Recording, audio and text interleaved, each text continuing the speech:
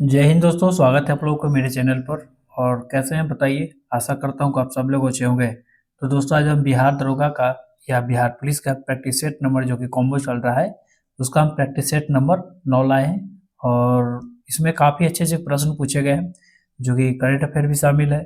और याद रखिए दोस्तों कि हम जो अपना प्रैक्टिस सेट लाते हैं वो हर रोज़ एक अलग अलग प्रकाशन का लाते हैं, जो कि पर डे जो है कोई अलग अलग प्रकाशन का ही आएगा। अगर आज कोई मान ली कि प्लेटफॉर्म का है तो कल हो सकता है कि रुक्मिणी का आएगा, ये मतलब कि खान सर का आएगा या दरोगा का आएगा या कोटलिया जिस का आएगा, मतलब कि या किरण पब्लिकेशन का या फिर रेयांश का आएगा। मतलब अलग अलग प्रकाशन का हम प्रैक्टिस सेट को लाते हैं। ठीक है, अगर आप उससे नहीं जुड़े हैं तो जाइए, हमारे टेलीग्राम का लिंक इसके नीचे डिस्क्रिप्शन में दिया गया है। पूरी तरह से वहाँ पर प्रैक्टिस से चलता है, पीडीएफ दे दिया जाता है वीडियो अपलोड होने से बहुत पहले ही। ठीक है, और ये कितना है, ये 9वां प्रैक्टिस सेट होने वाला है। इससे पहले 8 को करा दिए हैं, आप लोग जरूर देखिए।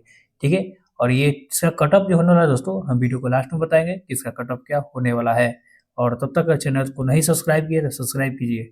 और दोस्तों, आज से स्टार्ट करने वाले हैं ये एक नया जीके जीएस का होमवर्क सीरीज जो कि होने वाला है। और ये डेली होगा और यूट्यूब पर लाइव होगा। और एक बार जाकर आप लोग ट्रायल करके देख सकते हैं यूट्यूब पर लाइव में कैसा यहाँ पर लाइव मेरा चलता है। ठीक है, और जिस भी कन्फ्यूज जिससे कि होता है कि होमवर्क सीरीज में मेरा ये भी है कि जिस क्वेश्चन में अगर या पॉइंट में अगर आपको कन्फ्यूजन है तो उसको कन्फ्यूजन को दूर भी किया जाता है। ठीक है, तो ऐसा होमवर्क सीरीज चल रहा है कि आपको 100% यहाँ से याद करवा के भी जाया जाता है। ऐसा नहीं है कि सिर्फ कन्फ्यूजन वाला रहेगा, याद। और जो भी प्रश्न है उसको तो यहीं पर याद करवाने का पूरा गारंटी लेके चलते हैं। ठीक है, और यूट्यूब का नाम है दोस्तों दरोगा वाला बाबू, सब लोग सब्सक्राइब कर दिए होंगे। और यही जो है इसी और इसका जो पूरा पीडीएफ है यहाँ पर कहाँ मिलेगा, टेलीग्राम पर। ठीक है, तो टेलीग्राम पर जुड़िए। और हर संडे, जैसे कि हर संडे को हुआ कि होता है एक फुल सब्जेक्ट का रिवीजन होता है। वहाँ मैराथन के तौर पर होता है, पूरा सब्जेक्ट का रिवीजन होता है। ठीक है, चलिए, और इसको आप लोग पढ़ लीजिएगा दोस्तों क्या क्या है। जैसे कि हम लोग अब करंट अफेयर दरोगा के लिए तो करंट अफेयर इंपॉर्टेंट है, महा इंपॉर्टेंट है। तो करंट अफेयर भी लेके चल रहे हैं। और प्रैक्टिस सेट का वीडियो और प्लस में पीडीएफ टेलीग्राम पर मिल जाएगा। तो टेलीग्राम को जरूर से जरूर ज्वाइन कीजिए और चैनल को सब्सक्राइब करके बेल आइकन को दबाइए। ठीक है, तो चलिए प्रश्न नंबर पहले की ओर स्टार्ट करते हैं। तो प्रश्न नंबर 1 है कि 18वीं लोकसभा चुनाव में सबसे युवा विजेता सांसद कौन बने हैं जो कौशाम्बी निर्वाचन क्षेत्र से चुनाव लड़े थे। बताइए कौन हो जाएगा। ये हो जाएगा पुष्पेंद्र सरोज। पुष्पेंद्र सरोज ऑप्शन में क्या हो जाएगा, पुष्पेंद्र सरोज ऑप्शन बी इसका राइट आंसर हो जाएगा। अगला देखते हैं 2 नंबर क्या है कि हाल ही में ईरानी राष्ट्रपति की मृत्यु विमान दुर्घटना में होने के पश्चात पश्चात वहां के नए राष्ट्रपति कौन निर्वाचित हुए। तो इसका राइट आंसर हो जाएगा पेजेंस्कियन। पेजेंस्कियन, तो ऑप्शन नंबर सी इसका राइट आंसर हो जाएगा। 3 नंबर है कि हाल ही में आयोजित शक्ति सैन्य अभ्यास जो कि भारत और किसके बीच में हुआ है, फ्रांस के बीच में संयुक्त अभ्यास है। तो किस भारतीय राज्य में संपन्न हुई है, बताना है कि किस भारतीय राज्य में संपन्न ये हुआ है मेघालय। ठीक है, और दोस्तों आपको पसंद आ रही है तो एक तो लाइक तो बनता ही है और सब लोग लाइक कर भी दिए होंगे। चलिए अगला देखते हैं कि पनामा का राजधानी कहाँ है। तो पनामा का राजधानी हो जाएगा पनामा सिटी। अगला है कि इसमें थोड़ा मिसिंग है पॉइंट, 151 यहाँ पर होगा और ऑप्शन ए हो जाएगा। ठीक है, कि विश्व प्रेस स्वतंत्रता सूचकांक में बताना है कि 180 देशों की रैंकिंग में भारत का कौन सा स्थान है। तो हो जाएगा आपका 151 ऑप्शन ए। ठीक है, चलिए अगला देखते हैं कि हाल ही में किस देश ने 28 मई 2024 को फिलिस्तीन को एक राष्ट्र के रूप में मान्यता प्रदान की। तो ये हो जाएगा नॉर्वे, आयरलैंड और स्पेन, तीनों हो जाएगा। यानी कि ऑप्शन नंबर यहाँ पर डी होगा, इसका राइट आंसर हो जाएगा। ये अगला एक बहुत इंपॉर्टेंट प्रश्न है कि चाबहार बंदरगाह किस देश में स्थित है जिसे भारत के अगले, ठीक है, कितने 10 वर्ष के लिए भारत ने अगले 10 वर्ष के लिए उस पर लीज पर ले लिया है। तो चाबहार बंदरगाह कहाँ पर है ये बताइए। तो ये हो जाएगा, बहुत फेमस है प्रश्न, और ये हो जाएगा ऑप्शन सी ईरान में। ठीक है, चलिए 8 नंबर प्रश्न देखते हैं कि वर्तमान समय में भारत में महारत्न कंपनियों की संख्या कितनी है। तो ये हो जाएगा आपका 14, ऑप्शन नंबर ए इसका राइट आंसर हो जाएगा। चलिए अगला देखते हैं कि किस प्राकृतिक वास में वनस्पति समूह के अनुक्रमिक विकास का सही क्रमिक चयन निम्नलिखित में से कौन सा है? तो ये बताना है कि निम्नलिखित में से कौन सा है। ठीक है, तो इसका हो जाएगा ऑप्शन नंबर आपका सी हो जाएगा, अनावरण, प्रवसन, प्रतिस्पर्धा और स्थिरीकरण, यानी कि ऑप्शन नंबर ए सी इसका राइट आंसर हो जाएगा। थोड़ा अलग टाइप का प्रश्न था, लेकिन आपको बनाना जरूरी है ऐसे प्रश्न।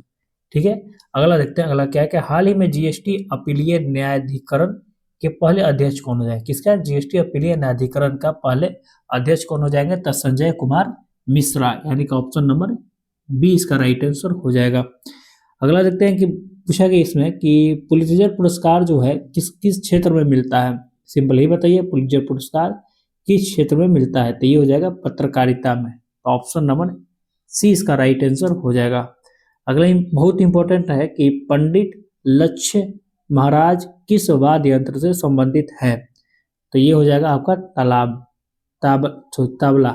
ठीक, तालाब नहीं, तबला होगा। तो ऑप्शन में क्या हो जाएगा? सी इसका राइट आंसर हो जाएगा।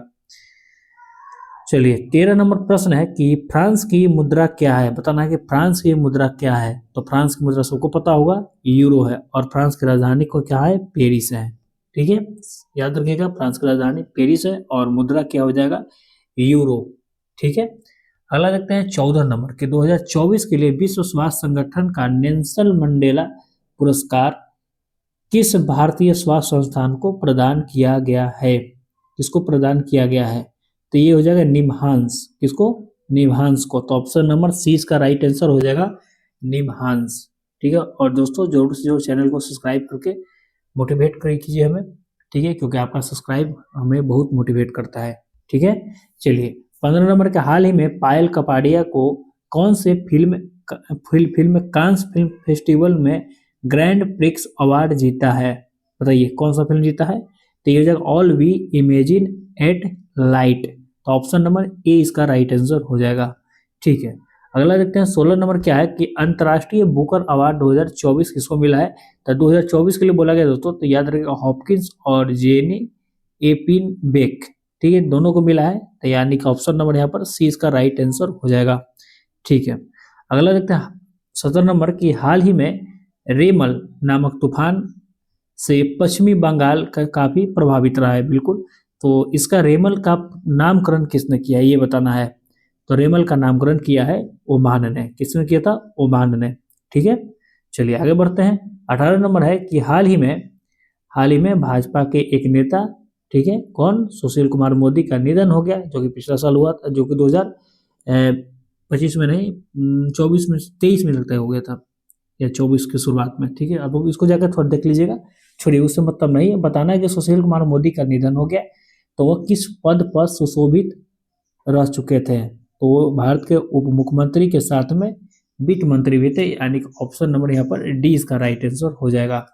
चलिए इंपॉर्टेंट प्रश्न है कि हाउ टू बी हैप्पी पुस्तक का लेखक कौन है?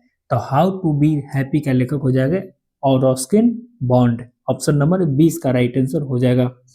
चलिए इनमें बताना है कि कौन सा सुमेलित नहीं है, कौन सा सुमेलित नहीं है। देखिए हिंदी पत्रकारिता दिवस 30 मई को मनाते हैं, याद रखिएगा, हिंदी पत्रकारिता दिवस 30 मई को मनाते हैं, बिल्कुल सही है।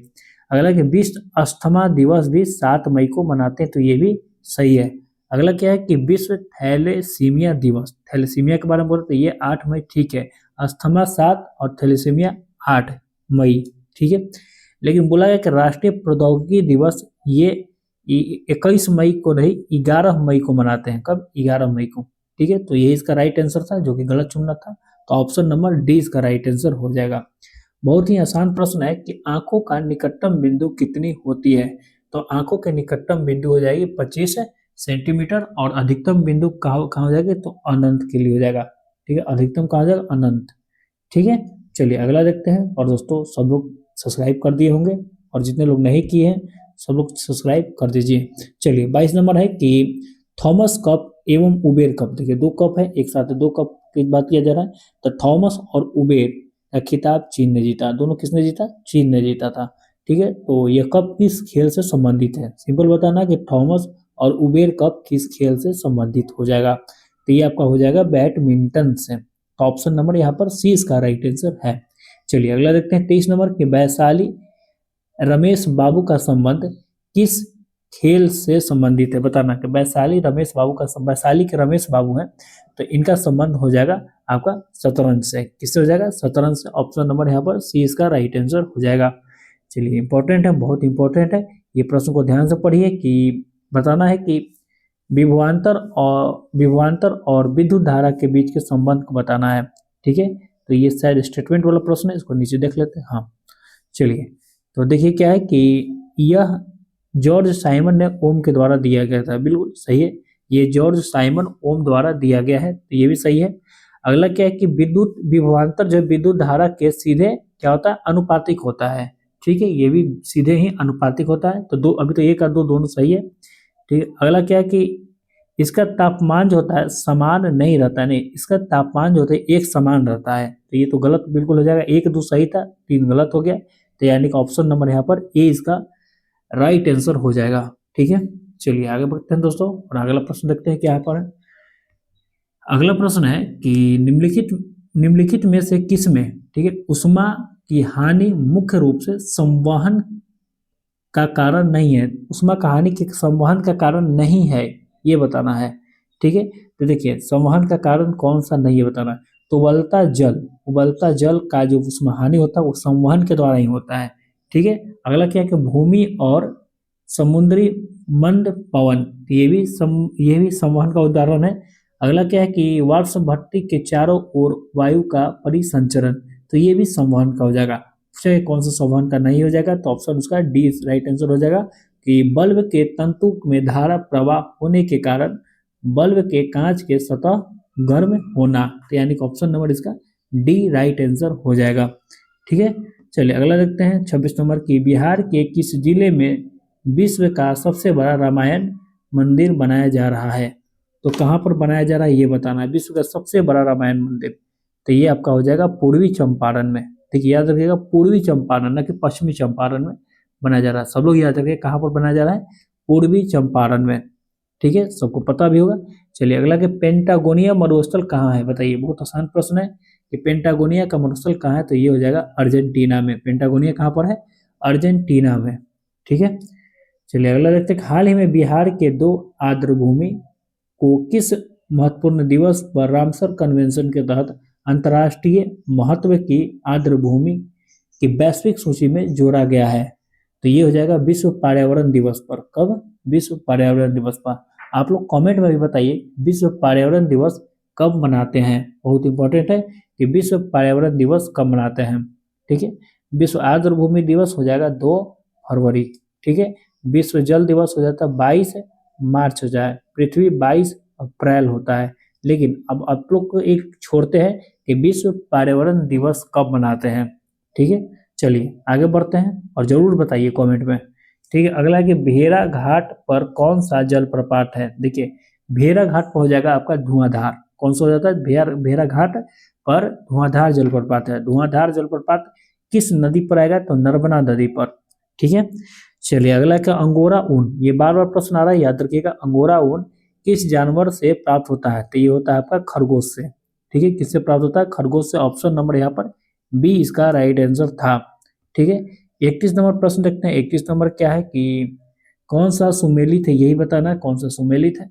देखिए क्योटो प्रोटोकॉल, ठीक है, ये किसके लिए होता है? जल वायवीय परिवर्तन के लिए, जल वायवीय परिवर्तन के लिए हुआ था, तो ये बिल्कुल सही है।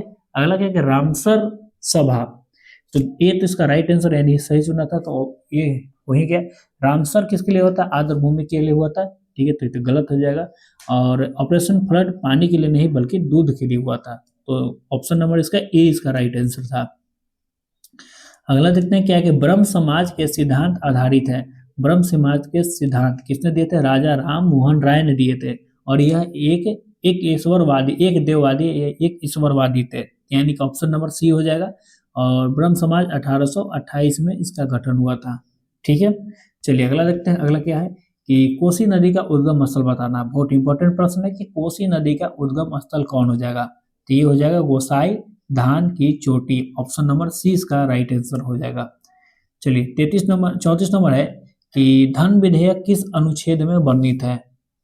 धन विधेयक हो जाएगा आपका आर्टिकल 110 में। ठीक है, धन विधेयक किस में वर्णित है? आर्टिकल 110 में। ठीक है, अच्छा ये बताइए आर्टिकल 112 क्या है? तो इसमें बजट यानी कि वार्षिक वित्तीय विवरण की बात किया गया, वार्षिक वित्तीय विवरण। ठीक है, चलिए अगला देखते हैं, अगला क्या है? अगला इंपॉर्टेंट है 35 नंबर कि राज्यसभा को, देखिए राज्यसभा को लोकसभा के समान शक्ति किस क्षेत्र में दिया गया है? ठीक है ना, सारा क्षेत्र में लोकसभा ऊपर लगभग लगभग होता है, तो ऐसा कौन सा क्षेत्र बताना है कि जिसमें लोकसभा और राज्यसभा की शक्तियों का समान मतलब कि होता है, समान शक्ति होता है दोनों को, हाँ पावर। तो ये होता है एक जगह संविधान में संशोधन करने के विषय में। ठीक है, तो ऑप्शन नंबर 20 का राइट आंसर हो जाएगा। संविधान संशोधन बताइए किस आर्टिकल के तहत है? 368, याद रखिएगा संविधान संशोधन आर्टिकल 368 के तहत आता है। ठीक है, चलिए 36 नंबर प्रश्न देखते हैं क्या है दोस्तों। 36 है कि 1875 के ढक्कन के दंगों का तत्कालीन कारण क्या था? ठीक है, तो ये था महाजनों के महाजनों के द्वारा ऊंची ब्याज दर। तो ऑप्शन नंबर तो सी ही इसका राइट आंसर हो जाएगा। ठीक है, चलिए अगला बढ़ते हैं। दिल्ली सल्तनत के रूप में निम्नलिखित में से किस राजवंश ने सबसे लंबे समय तक शासन किया था? तो एक होता है, इसका ट्रिक होता है तुगलक सखी। ठीक है, तो इससे पहला कौन आ गया? तुगलक, यानी कि तुगलक वंश इसका राइट आंसर हो जाएगा, तुगलक वंश। ठीक है, चलिए 38 नंबर क्या है कि पिछड़े जाति आयोग यानी ओबीसी की बात किया जा रहा है, तो प्रथम उसका अध्यक्ष कौन थे? ठीक है, सबको पता होगा, काका साहेब कालेकर, यानी कि ऑप्शन नंबर बी इसका राइट आंसर हो जाएगा। क्या हो जाएगा? Option number b. और दोस्तों सभी लोग सब्सक्राइब करके चलिएगा, जितने लोग देख रहे हैं सब लोग सब्सक्राइब कर दीजिएगा। ऐसा कोई भी नहीं रहे जो बिना सब्सक्राइब के चैनल को मतलब कि देख रहे हैं। ठीक है, सब लोग सब्सक्राइब कर दीजिए, आपका सपोर्ट ही मेरे लिए बहुत जरूरी है अभी। चलिए अगला क्या है कि भारतीय न्यायिक व्यवस्था में जब जनहितवाद अर्थात पीआईएल की शुरुआत हुई थी, उस समय भारत के मुख्य न्यायाधीश कौन थे? अब आप लोग पहले ये बताइए कि पीआईएल कब आया था। कुछ कुछ प्रश्न आपके लिए भी जरूरी है, सारा प्रश्न यहाँ जरूरी नहीं, लेकिन कुछ कुछ आप बताइए। पीआईएल पहले बताइए कि भारत में कब ये हुआ था। उस समय पीएन भगवती थे यहाँ का मुख्य न्यायाधीश। तो ऑप्शन नंबर इसका राइट आंसर सी हो जाएगा। ये 1275 का सेकेंड शिफ्ट में ये प्रश्न आया हुआ है। ठीक है, चलिए पीटी वाला अगला बताना है कि कौन सा सुमेलित नहीं है। तो देखिए भाग 2 में नागरिक बिल्कुल ये सुमेलित है, भाग 1 में तो संघ और उसका राज्य क्षेत्र के बारे में है, और भाग 3 में क्या होगा? मौलिक अधिकार भी हो जाएगा। भाग 8 में आपातकाल नहीं, आपातकाल का आर्टिकल किसमें है बताइए? ये आर्टिकल तो सबसे पहले तो 352 से लेकर 360 में है, और आपातकाल किस भाग में ये आप लोग बताइए। ठीक है, चलिए बहुत आसान है। 41 नंबर प्रश्न है कि महासागरों के सतह पर सूर्य और चांद के गुरुत्वाकर्षण का आकर्षण से बनती है, क्या बनती है? ज्वार भाटा बनती है। चलिए अगला देखते हैं कि किस कोयले में कार्बन की मात्रा सबसे अधिक होता है? कार्बन की मात्रा अधिकतम किस कोयला में होती है? तो ये हो जाएगा सबसे उच्च कोटि का कोयला, यानी कि एंथ्रासाइट। एंथ्रासाइट हो जाएगा, ऑप्शन नंबर डी इसका राइट आंसर हो जाएगा। ठीक है, चलिए 43 नंबर देखते हैं कि भारतीय भैंसों में सर्वाधिक दूध देने वाली भैंस कौन हो जाएगी? सबसे ज्यादा कौन सा दूध देती है? तो ये आपका हो जाएगा मुर्रा भैंस। क्या हो जाएगा? मुर्रा। ठीक है, तो ऑप्शन नंबर यहाँ पर डी इसका राइट आंसर है। चलिए अगला देखते हैं 44 नंबर की आम्रपाली। बहुत आसान प्रश्न है कि आम्रपाली किस फसल की प्रजाति है? तो आम्रपाली का हम लोग आम का पेड़ रोपते हैं। ठीक है, होता है ना कि कौन सा पेड़ है? आम्रपाली का। ठीक है, तो ऑप्शन नंबर यहाँ पर डी हो जाएगा। ठीक है, चलिए 45 नंबर प्रश्न है कि पानी की अस्थायी कठोरता को दूर करने के लिए क्या उपयोग किया जाता है? ठीक है, तो पानी का अस्थायी कठोरता को दूर करने के लिए हम लोग बेकिंग सोडा इसका प्रयोग करते हैं, बेकिंग सोडा का उपयोग करते हैं। सॉरी, वाशिंग सोडा, बेकिंग में बोले वाशिंग सोडा, बेकिंग क्यों करेंगे? ठीक है, वाशिंग सोडा का उपयोग करेंगे, तो ऑप्शन नंबर बी इसका राइट आंसर हो जाएगा। ठीक है, वाशिंग सोडा तब अस्थायी कठोरता कम होता है, जिससे पानी कपड़ा के हर एक कण में जाकर वहां से वो साफ कर देता है। ठीक है, अगला बताना है कि कौन सा सदिश राशि नहीं है। देखिए विद्युत क्षेत्र सदिश राशि है, टॉर्क भी सदिश राशि है, गुरुत्वाकर्षण बल भी एक सदिश राशि है, लेकिन क्या है कि बिजली का आवेश जो है यह एक अदिश राशि है। तो ये इसका राइट आंसर हो जाएगा, ऑप्शन नंबर डी इसका राइट आंसर था। चलिए अगला है कि मानव के नाखून और बाल में निम्नलिखित में से कौन सा प्रोटीन पाया जाता है? तो ये हो जाएगा केराटिन। ऑप्शन नंबर यहाँ पर बी इसका राइट आंसर हो जाएगा, केराटिन। ठीक है, सबको पता होगा ये प्रश्न। चलिए अगला क्या है 48 नंबर कि एक सुचालक को दूसरे चार्जर, देखिए एक सुचालक को दूसरे चार्ज किए गए, ठीक है, सुचालक के पास लाए बिना संपर्क बनाए चार्ज की प्रक्रिया को क्या कहते हैं? तो इसको क्या कहते हैं बताइए? तो इसको कहते हैं प्रेरण। क्या कहते हैं? प्रेरण कहते हैं। ठीक है, क्या कहते हैं? ऑप्शन नंबर ए इसका राइट आंसर हो जाएगा। चलिए अगला देखते हैं कि हवाई जहाज में ब्लैक बॉक्स का रंग कितना है? बहुत बार ये प्रश्न पूछा गया और बहुत आसान प्रश्न है। तो ब्लैक बॉक्स का किस रंग का हो जाएगा? ये हो जाएगा आपका नारंगी कलर का हो जाएगा। ठीक है, चलिए अगला देखते हैं कि मनुष्य में शोर का महत्तम सीमा कितना होता है? ठीक है, तो याद रखिएगा इसे तो हर्ट्ज में होता है 20 से 20,000 हर्ट्ज। ठीक है, 20,000 हर्ट्ज। तो आप ऐसे इसमें नहीं दिया गया है, तो ऑप्शन नंबर इसका डी हो जाएगा। ठीक है, क्या हो जाएगा? इनमें से कोई नहीं। चलिए अगला देखते हैं कि क्या है 51 नंबर कि यदि किसी ऐनक की लेंस का पावर कितना है? 2 डायोप्टर है, तो इसकी फोकस दूरी क्या होगी? सेंटीमीटर में बताना है। तो देखिए डी इक्वल टू क्या होता है? 1/f। तो यहाँ पर क्या हो जाएगा? यहाँ पर डी कितना दिया हुआ है? डी यहाँ पर दिया हुआ है 2। ठीक है, तो 2 बराबर, और सेंटीमीटर में लाना है तो सेंटीमीटर में 100/f। तो ये अगर कट जाएगा तो कितने बार में कटेगा? 50 बार में। तो एफ इक्वल टू कितना आ गया? 50 सेंटीमीटर। और ये सब आपको नहीं आता है तो हमारे टेस्ट सीरीज के साथ जुड़िए, बहुत आसान में आपको हम करवा देंगे। ये सब बहुत आसान है। ठीक है, एकदम फ्री है, ये मत सोचिए टेस्ट सीरीज कोई पेड है, एकदम पेड नहीं है। ठीक है, क्योंकि हम भी आपके जैसा ही हैं। ठीक है, अगला क्या है कि निम्नलिखित में से किस फसल में नील हरी शैवाल मुख्यतः जैव के रूप में रहता है? तो बताइए कि नील हरी शैवाल किस में रहता है? तो सबको पता होगा धान की खेती में होती है, और ये नाइट्रोजन स्थिरीकरण करता है। ठीक है, अगला देखते हैं कि 53 नंबर क्या है कि दूरदृष्टि से पीड़ित व्यक्ति को कठिनाई होती है। देखिए दूरदृष्टि, तो दूरदृष्टि में क्या होता है कि उसको नजदीक की वस्तु नहीं दिखता है। सबसे पहले ये बताइए कि दूर में क्या होता है कि उसको पास यानी कि नजदीक की वस्तु नहीं दिखता है। ठीक है, दूर दृष्टि क्या होता है कि ये मान लीजिए नेत्र गोलक है। ठीक है, उसको यहाँ पर जैसे प्रतिबिंब तो यहाँ पर बनना चाहिए रेटिना पर, तो रेटिना पर न बन के कहाँ बनता है? आगे बनना लगता है, तो इसी को दूर दृष्टि कहते हैं। ठीक है, कहाँ किसको क्या बोलते हैं? दूर। नेत्र गोलक की लंबाई क्या हो, नेत्र गोलक जो होती है वो छोटी हो जाती है इसमें। चलिए 54 नंबर क्या है कि अल्जाइमर रोग। अल्जाइमर रोग से मानव शरीर का कौन सा अंग प्रभावित होता है? तो अल्जाइमर से मस्तिष्क प्रभावित होता है। ऑप्शन नंबर 20 का राइट आंसर हो जाएगा। 55 नंबर है कि विरंजक चूर्ण के लिए कौन सा कथन असत्य है? विरंजक चूर्ण के लिए कौन सा कथन असत्य है? तो देखते हैं कि जल में अधिक विलय होता नहीं, विरंजक चूर्ण जल में अधिक विलय नहीं होता है। अगला क्या है कि असत चूर्ण था, तो यही इसका राइट आंसर हो जाएगा। और ये बताना है कि हल्के पीले रंग के चूर्ण होता है, ये भी सही है। ऑक्सीकारक होता है, ये तो सही है। और अगला क्या है कि तनु अम्ल के प्रक्रिया से क्लोरीन का निष्कासन होता है। हाँ, अगर तनु अम्ल के साथ इसको अम्ल के साथ प्रक्रिया किया जाएगा तो कौन सा क्या निकलता है? निष्कासित होता है, तो क्लोरीन। तो ऑप्शन नंबर ए इसका राइट आंसर था, बाकी नीचे सब ठीक था। चलिए और दोस्तों अगला प्रश्न देखते हैं। अगला क्या है कि डॉक्टरी, देखिए इंपॉर्टेंट है कि डॉक्टरों के द्वारा एनसीथिया के रूप में प्रयोग किए जाने वाला गैस कौन है? तो ये हो जाएगा नाइट्रस ऑक्साइड। क्या हो जाता है? Nitrous oxide. ठीक है, तो देखते हैं नाइट्रस ऑक्साइड कहाँ जाएगा? ऑप्शन नंबर डी इसका राइट आंसर हो जाएगा। 57 का खुद से बनाइए, अगर नहीं बनता है तो मैसेज कीजिए, हम बताते हैं। बहुत आसान प्रश्न है। ठीक है, चलिए ऑप्शन सी इसका राइट आंसर था। बताना कि कौन से ये संस्थान जो है वो सुमेलित है।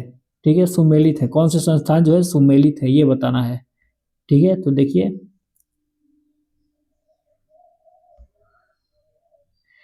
चलिए देखते हैं कि भारतीय औद्योगिक विकास यानी कि आईडीबीआई की बात की जाए, आईडीबीआई के यानी 1964 में तो इसका गठन हुआ था, ये भी सही है।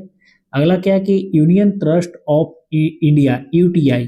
ठीक है, तो 1963 याद रखिए, यूटीआई कब आया था? 1963, ये भी सही है। अगला क्या है कि भारतीय खाद्य निगम, तो 1965, एफसीआई, इसको बोलते हैं एफसीआई, ठीक है। तो एफसीआई तो 1965 में आया था। देखिए आईडीबीआई कब आया था, आईडीबीआई 1964 में आया था। ऐसे याद करें, पहले यूटीआई आया था, यूटीआई कब आया था, यूटीआई आया था यूनियन ट्रस्ट ऑफ इंडिया 63, एक साल बाद आईडीबीआई आया था, उसके एक साल बाद एफसीआई आया था। तो ये तीनों सही है, ठीक है। तो तीनों सही, यानी कि ऑप्शन नंबर यहाँ पर सी इसका राइट आंसर हो जाएगा। प्रश्न बहुत आसान है, आप लोग खुद से बनाइए, ऑप्शन डी इसका राइट आंसर हो जाएगा। चलिए अगला देखते हैं 60 कि निम्नलिखित में से कौन, बताना कि कौन सी महासागरीय धारा जो है वो हिंद महासागर से संबंधित है। तो हिंद महासागर से हो जाएगा अग्लुहास की धारा, तो ऑप्शन नंबर बी इसका राइट आंसर हो जाएगा। चलिए 61 नंबर देखते हैं कि बौद्ध ग्रंथ में मध्यम निकाय किस भाषा में है, मध्यम निकाय, तो ये आपका जगह पाली भाषा में, किस भाषा में जाएगी, पाली, यानी कि ऑप्शन नंबर इसका बी इसका राइट आंसर हो जाएगा। चलिए इंपॉर्टेंट है कि भारतीय संविधान में किस अनुच्छेद में राज्य वित्त आयोग, किसके लिए राज्य वित्त आयोग की बात किया गया है, ठीक है। ऐसे वित्त आयोग की चर्चा 280 आर्टिकल 280 में है, लेकिन यहाँ पर राज्य वित्त आयोग है तो आर्टिकल नंबर 243 के आई में हो जाएगा, ऑप्शन नंबर ए इसका राइट आंसर हो जाएगा, ठीक है। और के में हो जाएगा चुनाव, जी में क्या हो जाएगा, शक्ति की बात है, और डी में हो जाएगा आरक्षण की बात किया गया है, ठीक है। तो ये सबको याद रखिएगा, बहुत आसान है। और आपको याद नहीं हो रहा तो जरूर जरूर हमारे होमवर्क सीरीज ये सब बहुत आसानी तरीके से याद करवाएंगे, ठीक है। अगला क्या है कि निम्नलिखित में से ओम्बुड्समैन की उत्पत्ति कहाँ से मानी जाती है। तो इसको माना जाए स्वीडन से, कब से, स्वीडन से 1809, ऑप्शन नंबर ए इसका राइट आंसर हो जाएगा। 64 नंबर प्रश्न क्या है कि निम्नलिखित में से बताना है कि कौन सा संविधान संशोधन के तहत, बताना है कि संविधान द्वारा आर्टिकल 19 के 1 के सी, देखिए 19 के 1 के सी में सहकारी समिति शब्द जोड़ा गया है। तो सहकारी समिति की संविधान संशोधन के द्वारा आया था 91वां संविधान संशोधन, ऑप्शन नंबर डी इसका राइट आंसर हो जाएगा।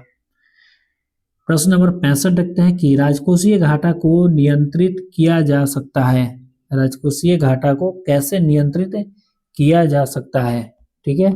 चलिए तो देखिए इसका क्या हो जाएगा, थोड़ा छोटा कर देते हैं। चलिए क्या है कि सब्सिडी के योग्यता से बिल्कुल किया जा सकता है। अगला क्या है कि सरकारी कर्मचारियों को बोनस, एलटीसी, अवकाश, नकदी आदि के संदर्भ में राजस्व व्यय में कमी से, तो ये भी सही हो जाएगा, ये भी सही है। अगला क्या है कि अर्थव्यवस्था का कर आधार बढ़ाना, तो ये भी सही है। और 4 नंबर क्या है कि कर का चोरी को रोकना, ये भी सही है, ठीक है, मतलब कि। और 5 नंबर क्या है कि विनिवेश के माध्यम से सार्वजनिक क्षेत्र में उद्यमों का पूर्ण गठन करना, यानी कि 1 2 3 4 5 सारा ऑप्शन सही था, ऑप्शन नंबर यहाँ पर डी इसका राइट आंसर हो जाएगा। ये प्रश्न को खुद से बनाइए, बहुत आसान प्रश्न है, अगर नहीं बनता है तो हमें मैसेज कीजिए, हम इसका आंसर आपको दे देंगे और सॉल्यूशन के साथ। बताना है कौन सा सुमेलित नहीं है, 67 को बताना है कौन सा सुमेलित नहीं है। देखिए कोयला सिंगरौली मध्य प्रदेश बिल्कुल सही है, ये तो सही हो जाएगा। तांबा कहाँ जाएगा, बालाघाट मध्य प्रदेश, ये भी सही है। और यूरेनियम के लिए झाड़ूगोड़ा झारखंड सबको पता है, लेकिन डिगबोई पेट्रोलियम के लिए तो है, लेकिन उड़ीसा में न बल्कि असम में है। डिगबोई कहाँ है, असम में, तो ऑप्शन नंबर डी इसका राइट आंसर हो जाएगा, ठीक है। चलिए अगला देखते हैं कि निम्नलिखित पर विचार कीजिए कि भारत आईएमएफ का संस्थापक सदस्य है। बिल्कुल, भारत जब आईएमएफ का गठन हुआ था उस समय से ही सदस्य है, ठीक। अगला क्या है कि आईएमएफ जो है केवल राष्ट्रों को ऋण प्रदान करता है, हाँ ये राष्ट्रों को ऋण प्रदान करता है।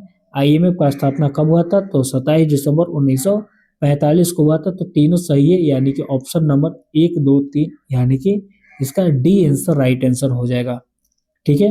और दोस्तों सभी लोग जितने लोग देख रहे हैं, एक बार फिर बोलना चाहता हूँ कि अगर टेलीग्राम पर नहीं जुड़े हैं तो जुड़िए, वहाँ से आपको काफ़ी लाभ मिलेगा, इसका पीडीएफ मिलेगा, प्रॉपर वहाँ पर गाइड भी मिलता है, ठीक है।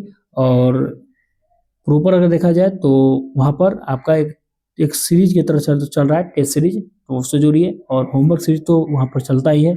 और इन सब के बावजूद भी अभी तक आप चैनल को सब्सक्राइब नहीं किए हैं तो आपको करना है, ठीक है, क्योंकि इतना कर रहे हैं आपके लिए, तो थोड़ा सा आप लोग भी थोड़ा ध्यान दीजिए इस बात को, ठीक है। चलिए 69 नंबर प्रश्न देखते हैं, क्या है कि 69 है कि एक ही प्रकार के परमाणु निम्नलिखित में से किसमें पाए जाते हैं। सबको पता होगा एक ही प्रकार के परमाणु कहाँ पर पाया जाएगा, प्राकृतिक तत्व में, तो ऑप्शन नंबर कहाँ हो जाएगा, सी इसका राइट आंसर हो जाएगा। 70 नंबर है कि किसी तत्व के तुल्यांकी भार, किसी तत्व के तुल्यांकी भार, ठीक है, तथा संयोजकता के गुणनफल को क्या कहते हैं, इसको कहते हैं परमाणु भार, एटॉमिक वेट। क्या कहेंगे, परमाणु भार। ऑप्शन नंबर यहाँ पर सी इसका राइट आंसर हो जाएगा। 71 नंबर है कि शुष्क बैटरी में निम्नलिखित में से किनका विद्युत अपघट्य के रूप में प्रयोग होता है, तो किनका होता है ये बताइए। ठीक है, शुष्क बैटरी तो अमोनिया क्लोराइड और जिंक का होता है। ऑप्शन नंबर तो यही इसका राइट आंसर हो जाएगा, अमोनिया क्लोराइड और जिंक। ठीक है, चलिए 72 नंबर देखते हैं कि निम्नलिखित में से बताना है कि निम्नलिखित में से सर्वाधिक अभिक्रियाशील धातु कौन है। देखिए अभी तक आपको अगर केमिस्ट्री में दिक्कत है तो जुड़िए, 1-2 दिन में केमिस्ट्री स्टार्ट होने वाला है।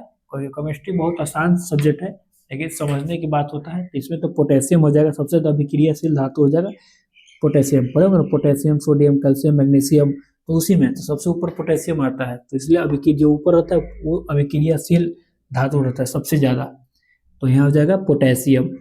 ठीक है, अगला देखते हैं कि मानव शरीर में विटामिन ए का भंडारण कहाँ होता है। मानव शरीर में विटामिन ए का भंडारण होता है आपका लीवर में, यानी कहाँ होता है, लीवर में। ठीक है, चलिए तो यकृत में, यानी कि तो ऑप्शन नंबर बी इसका राइट आंसर हो जाएगा। चलिए 74 नंबर प्रश्न है कि निम्नलिखित में से कौन एक संक्रामक रोग नहीं है, संक्रामक रोग नहीं है। तो ये देखिए यहाँ पर हो जाएगा, यहाँ तो एड्स होता है, छुटा हुआ है, तो लेकिन आंसर हो जाएगा इसका diabetes, option number c. Diabetes क्यों होता है, इंसुलिन की कमी होता है बॉडी में तब, तो यानी कि ऑप्शन नंबर यहाँ पर सी इसका राइट आंसर हो जाएगा। ठीक है, बाकी दोनों संक्रामित रोग हैं। चलिए 75 नंबर है कि प्रथम विश्व युद्ध के दौरान ब्रिटेन का राजा कौन था, तो ये हो जाएगा जॉर्ज पंचम, जॉर्ज पंचम। ऑप्शन नंबर सी इसका राइट आंसर हो जाएगा। चलिए अगला देखते हैं 76 नंबर की बिहार में पहला कांग्रेस अधिवेशन कहाँ हुआ था, कहाँ आयोजित हुआ था, तो ये हुआ था 1912 में। कहाँ हुआ था, बांकीपुर में, पटना के बांकीपुर में। ठीक है, तो ऑप्शन नंबर ए इसका राइट आंसर हो जाएगा। चलिए अगला क्या है, द्वितीय विश्व युद्ध क्या है, द्वितीय विश्व युद्ध के लिए जिम्मेदार महत्वपूर्ण कारकों में से कौन सा एक संधि था, संधि में से एक अपमानजनक प्रावधान था। यह संधि मतलब बताना कि कौन सा संधि इसका कारण बन गया था। तो प्रथम विश्व युद्ध में जो संधि समाप्त हुई थी वह थी वार्साई की संधि के तहत, और वही उसका रीजन भी बन गया था, वार्साई की संधि। ऑप्शन नंबर यहाँ पर ऑप्शन नंबर 20 का राइट आंसर हो जाएगा। 78 नंबर प्रश्न क्या है कि संस्कृत के 4 अध्याय लेखक कौन हो जाएगा, तो संस्कृत के 4 अध्याय सबको पता होगा, रामधारी सिंह दिनकर, यानी कि ऑप्शन नंबर बी इसका ए इसका राइट आंसर हो जाएगा। ठीक है, संस्कृत के 4 अध्याय, ऑप्शन नंबर ए। चलिए अगला बताना है कि 10 मुख कौन सा समास है, 10 मुख, तो 10 मुख कौन हो जाएगा, बहुव्रीहि, 10 मुख बहुव्रीहि समास हो जाएगा। इंपॉर्टेंट है 80 नंबर की 1942 के आंदोलन में डॉक्टर राजेंद्र प्रसाद को किस जेल में कैद करके रखा था। 1942 में कौन सा आंदोलन हुआ था, भारत छोड़ो आंदोलन, भारत छोड़ो आंदोलन हुआ था। तो इस समय डॉक्टर राजेंद्र प्रसाद को हजारीबाग नहीं बांकीपुर में, हजारीबाग में तो जयप्रकाश नारायण को रखा गया था, इनको बांकीपुर में रखा गया था। ठीक है, कहाँ पर, बांकीपुर। तो ऑप्शन नंबर ए इसका राइट आंसर हो जाएगा। चलिए 81 नंबर है कि मुस्लिम लीग ने मुक्ति दिवस कब मनाया। ठीक है, तो ये मनाया था 1939 में। तो ऑप्शन नंबर ए इसका राइट आंसर हो जाएगा। ठीक है, चलिए अगला देखते हैं कि क्या है 82 नंबर की भारत में सिविल सेवा का सूत्रपात किसे माना जाता है। ठीक है, भारत में सिविल सेवा का सूत्रपात लॉर्ड कॉर्नवालिस को माना जाता है। किसे, लॉर्ड कॉर्नवालिस को। तो ऑप्शन नंबर यहाँ पर सी इसका राइट आंसर हो जाएगा। 83 नंबर देखते हैं कि देवदास उपन्यास का लेखक कौन है, बहुत बार ये प्रश्न आया हुआ है। ठीक है, देवदास के लिए हो जाएगा शरत चंद्र चट्टोपाध्याय। तो ऑप्शन नंबर 20 का राइट आंसर हो जाएगा।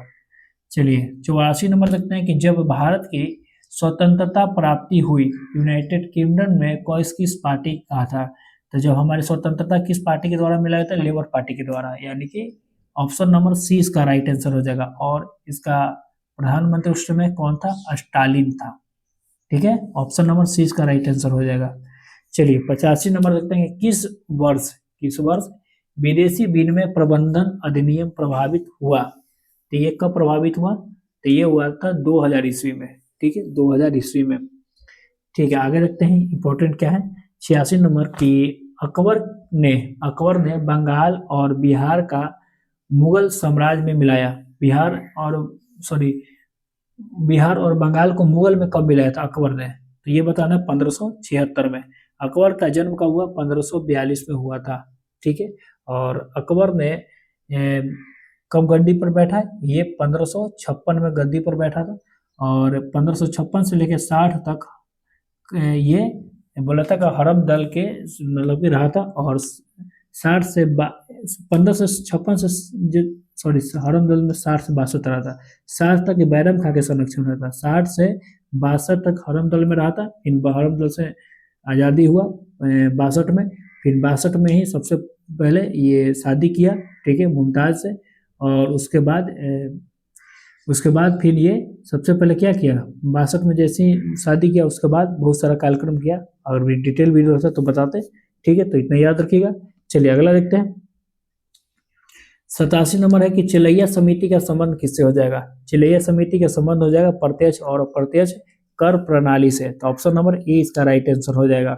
सीबीआई का स्थापना, बहुत आसान प्रश्न है कि सीबीआई का स्थापना कब हुआ। तो सीबीआई का स्थापना याद रखिएगा 1963। ठीक है। सीबीआई में बहुत देखना, देखिएगा ना सीबीआई कितना बात को तिरता है ना, तिरता यानी कि 63। ठीक है। चलिए अगला देखिए। 89 नंबर प्रश्न है कि शिवाजी के संबंध में कौन सा कार्यक्रम सही है, सही बताना है। बताइए कौन सा कार्यक्रम सही है। देखिए पुरंदर दुर्ग पर विजय, सबसे पहले याद रखिएगा। सबसे पहले क्या किया था, पुरंदर दुर्ग पर ये विजय प्राप्त किए थे। ठीक है, क्या किया था, पुरंदर दुर्ग पर विजय। तो पुरंदर का दुर्ग पर विजय ये प्राप्त किए थे कब, यहाँ पर लिख देते हैं साइड में, 1646 में। ठीक है। इससे पहले एक तोरण का किला पर विजय किए थे। तोरण का किला अगर रहता तो याद रखिए 1644 में हुआ था वो, लेकिन यहाँ पर नहीं है तो यहाँ समझिए। फिर उसके बाद बात किया जाए तो सूरत पर पहली लूट, ठीक है, सूरत पर पहली लूट कभी तो 1674 में, 1664 में किए थे। और दूसरी लूट अगर पूछता है तो 1670, दोनों याद रखिएगा। फिर उसके बाद अगर बात किया जाए तो राज्यभिषेक 1674 में किए थे। 1674 में पहली लूट के 10 साल बाद 1674 में। और फिर कर्नाटक पर आक्रमण कब किए थे, सबसे अंतिम आक्रमण इनका कर्नाटक पर ही था 1676 78 में। और 78 के बाद ये मतलब कि वहाँ जिंजी का किला को लूट लिए थे, कैद अपना अपना हिस्सा मिला लिए थे जिंजी का किला।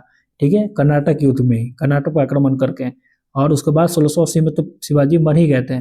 तो इस दौरान आपको याद रखना है, यानी कि ऑप्शन नंबर बी इसका राइट आंसर हो जाएगा। क्या हो जाएगा, ऑप्शन नंबर बी। ठीक है, याद रखिएगा, उस तरह से मिलाइए, ऑप्शन नंबर बी इसका राइट आंसर हो जाएगा। अगला इंपॉर्टेंट क्या है कि देखते हैं।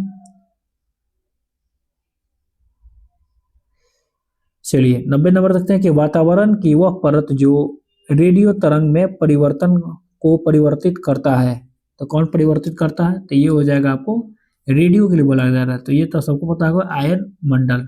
ठीक है, रेडियो के लिए आयन मंडल होता है, रेडियो तरंग के लिए। कृषि बताना कि किस क्षेत्र से संबंधित है, बस सिंपल पूछा गया। कृषि का संबंध हो जाएगा प्राथमिक क्षेत्र से। ठीक है। चलिए अगला देखिए। पादशाह नामा के रचयिता कौन हो जाएगा, तो अब्दुल हामिद लाहौरी। और ये किसका संबंध हो जाएगा इसमें, शाहजहां से। शाहजहां से पादशाह नामा में किसका संबंध हो जाएगा, शाहजहां से। ठीक है, तो ऑप्शन नंबर सी इसका राइट आंसर था। चलिए अगला देखते हैं, अगला क्या है। और दोस्तों अभी तक सब्सक्राइब जितने लोग नहीं किए हैं सब लोग सब्सक्राइब कर दीजिए। ठीक है, लास्ट में इसका हम कटअप बताने वाले हैं, तो कटअप जरूर आप लोग समझिए। अगला क्या है, कुतुब मीनार का कार्य को पूरा करने में किया था, पूरा किसने किया। तो कुतुब मीनार का कार्य आरंभ किया था कुतुबुद्दीन ऐबक ने, लेकिन पूरा किया था इल्तुतमिश ने। ठीक है। अगला देखते हैं कि उदयपुर पश्चिमी बिहार, ठीक है, बिहार के किस जिला में हो जाएगा।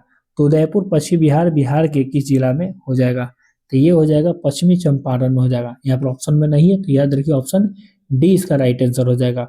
95 के टूजू दर्रा सबसे पहले मणिपुर में है। टूजू दर्रा कहाँ, मणिपुर में है। भारत और किस देश को जोड़ता है, तो भारत और म्यांमार को जोड़ता है। मणिपुर के सटले म्यांमार है तो म्यांमार को ही जोड़ेगा। चलिए 96 नंबर प्रश्न है कि निम्नलिखित में से कौन सा देश जो है नाटो का सदस्य नहीं है। नाटो का सदस्य नहीं है, सबको पता होगा रूस नहीं है। ठीक है, इसीलिए तो वहां पर दिक्कत है। मतलब कि दिक्कत क्या है, मतलब जो सदस्य उसको नाटो में शामिल है उससे युद्ध कर रहा है, जैसे यूक्रेन। तो अच्छा, रूस का राजधानी पूछेगा तो बताइए कहाँ है। रूस का राजधानी हो जाएगा मॉस्को। ठीक है, और यूक्रेन अभी बोल दिया तो यूक्रेन की राजधानी कहाँ है, कीव है। ठीक है, बाकी भी याद रखिएगा। चलिए अगला देखते हैं कि 97 नंबर की क्या है कि राष्ट्रीय वन नीति कब आई थी। राष्ट्रीय वन नीति आई थी 1900 नहीं, वन नीति पूछ रहा है, हाँ ठीक है, वन नीति 88 में, ठीक है। राष्ट्रीय वन नीति आई थी 1988 में, ठीक है। अगला देखते हैं क्या है कि निम्नलिखित में से कौन सा पत्रिका या समाचार पत्र जो है डॉक्टर भीमराव अम्बेडकर से संबंधित नहीं है। तो ये हो जाएगा आपका जागृति, बाकी सब डॉक्टर भीमराव अम्बेडकर से संबंधित हो जाएगा, ठीक है। चलिए अगला देखते हैं जागृति। 99 नंबर प्रश्न है कि मौलिक अधिकार का प्रस्ताव कांग्रेस द्वारा पारित किया गया था। मौलिक अधिकार का प्रस्ताव कांग्रेस के किस अधिवेशन में पारित किया गया था। तो ऑप्शन नंबर डी हो जाएगा 1931 के कराची अधिवेशन में, और इसका अध्यक्षता कौन किए थे, सरदार वल्लभ भाई पटेल ने किए थे। तो ऑप्शन नंबर डी इसका राइट आंसर हो जाएगा, ठीक है। देखिए एक लाहौर अधिवेशन बताइए 1929 है, तो इस समय सबसे पहले संपूर्ण स्वराज की मतलब मांग हुआ था, ठीक है, गठन हुआ था। संपूर्ण स्वराज की मांग कब हुआ था, लाहौर अधिवेशन 1929, याद रखिएगा। चलिए 100 नंबर प्रश्न आ गए दोस्तों, और सब लोग चैनल को सब्सक्राइब कर दिए होंगे, ठीक है।